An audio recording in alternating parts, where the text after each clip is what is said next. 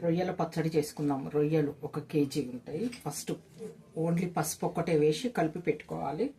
వీటి రొయ్యల పచ్చడికి కావాల్సిన పదార్థాలు: ఉప్పు, కారము, ఒక 3 లవంగాలు, ఒక 3 యాలకులు, ఒక 6-7 లవంగాలు, కొంచెం దాల్చిన చెక్క, ఒక 2-3 ఇంచులు, ఒక 3 నిమ్మకాయలు. తర్వాత జీలకర్ర, మెంతులు, ధనియాలు అవి వేయించుకోవాలి. ఫస్ట్ మసాలాకు మనం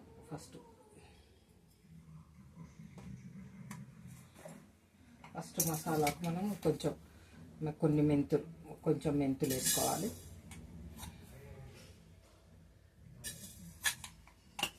కొంచెం 1/2 స్పూనే అంతే, కొన్ని వేసుకోవాలి మెంతులు. ఫస్ట్ మెంతులు ఇవి కొంచెం వేగినాక ధనియాలు వేసుకుందాం. కొంచెం 1 స్పూన్ ధనియాలు వేసుకున్నాం. ఇలాంటి స్పూన్ తోటి 1 స్పూన్ వేసుకోవాలి.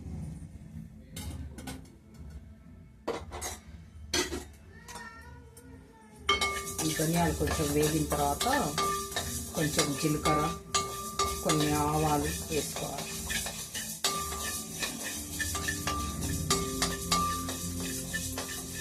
ఇందులోనే మసాలా ఇవి లవంగాలు, యాలకులు, దాల్చిన చెక్క వేసుకోవాలి.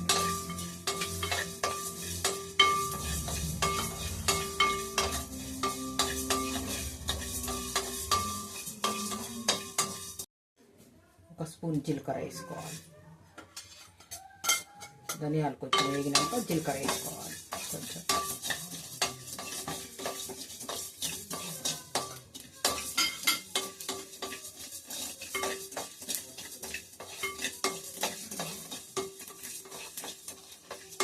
జీలకర్ర వేగిన తర్వాత ఒక 2 స్పూన్లు ఆవాలు. ఏ పచ్చళ్ళలోకైనా ఆవపిండి వేసుకుంటే బాగుంటుంది. ఆవు పొడి. ఇప్పుడు స్టవ్ బంద్ చేసేయాలి. ఈ గిన్నె వేడికే ఆవాలు ఇదైతే. ఈ ఆవాలు ఎక్కువ వేయించాల్సిన అవసరం లేదు. కొంచెం 1/2 స్పూన్ మెంతులు, ఒక పెద్ద స్పూన్ ధనియాలు, కొంచెం 1 స్పూన్ జీలకర్ర, ఒక 2 స్పూన్లు ఆవాలు, లవంగం, యాలకులు, దాల్చిన చెక్క అంతే. ఈ మసాలా కంపల్సరీ వేసుకోవాలి. వేయించుకుందాం. 1/2 కేజీ అంత ఆయిల్ తీసుకున్నా. ఈ కేజీ ఉంటాయి కాబట్టి.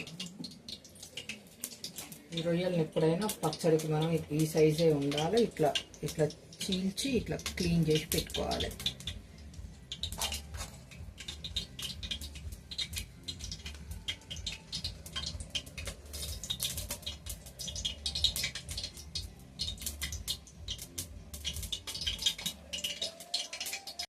ఆయిల్ కాగింది. ఇప్పుడు ఈ రొయ్యలు వేసుకుందాం. ఉప్పు అదేం వేయద్దు, ఓన్లీ పసుపు వేసి ఒక 10 నిమిషాలు ఉంచి తర్వాత ఇట్లా డైరెక్ట్గా నూనెని వేయించుకోవాలి. ఉడకబెట్టడం చేయడం ఏం అవసరం లేదు.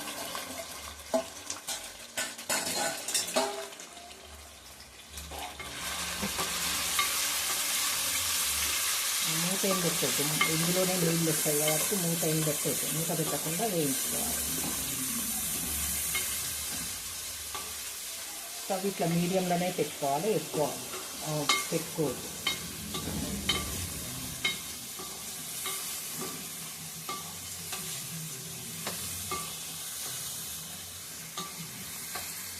ఈ విధంగా వాటర్ వచ్చేసినాయి చూడండి.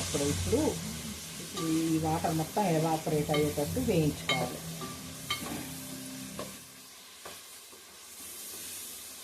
మధ్య ఇలా కలుపుతూ వేయించుకోవాలి, లేకపోతే ఇవి అడుగు పడతాయి రొయ్యలు. కానీ మెల్లగా కలుపుతూ వేయించుకోవాలి.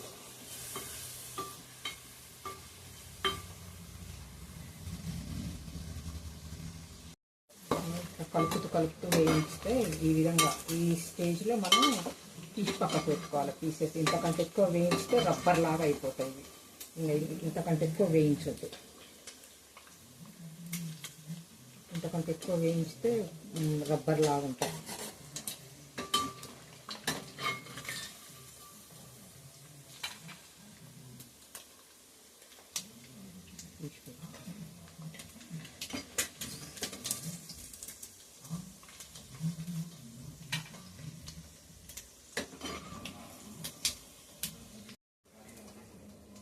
ఇప్పుడు అల్లం వెల్లిపాయ పేస్ట్ వేసుకోవాలి దీంట్లోనే. ఇంతకుముందు నేను చెప్పడం మర్చిపోయినా, ఫుల్ 2 టేబుల్ స్పూన్లు.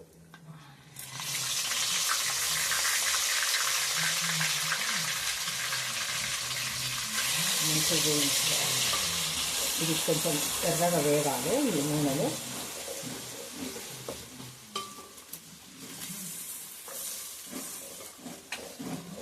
ఈ పల్లి నూనె కాబట్టి ఇది బాగా పొంగు వస్తుంది. ఈ పచ్చడికి పల్లి నూనె అయితేనే బాగుంటుంది.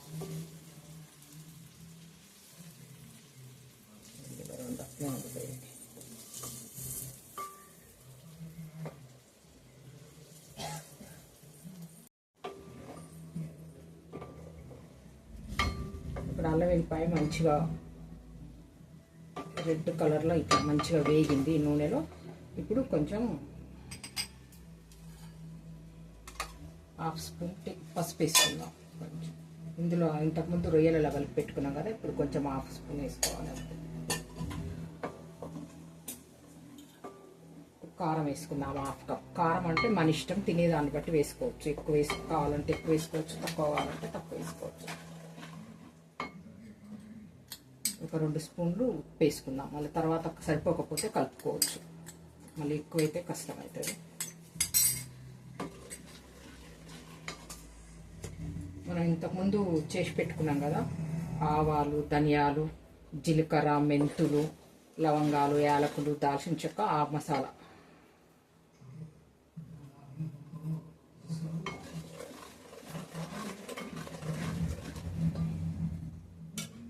ఇప్పుడు ఇందులోనే ఇప్పుడు మనం తీసి పెట్టుకున్నాం కదా, తీసి పెట్టుకున్న రొయ్యలు ఇప్పుడు ఇందులో వేసుకోవాలి.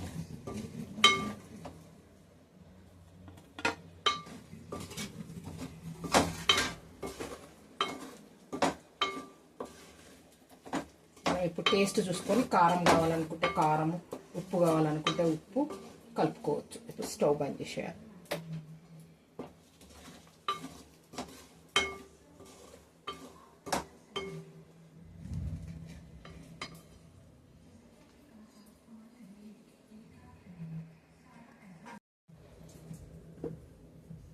కొంచెం కారం తక్కువ ఉంది, కొంచెం 1 స్పూన్ కారం వేసుకుంటున్నాం.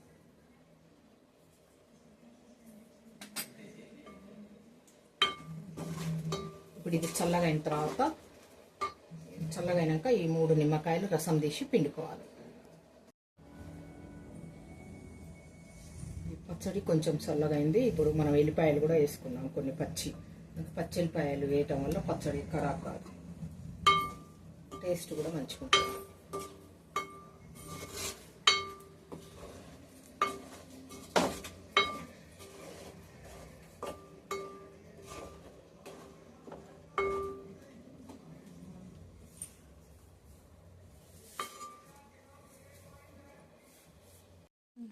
పచ్చడి చల్లగైంది. ఇప్పుడు నిమ్మకాయల్ని పిండుకుందాం.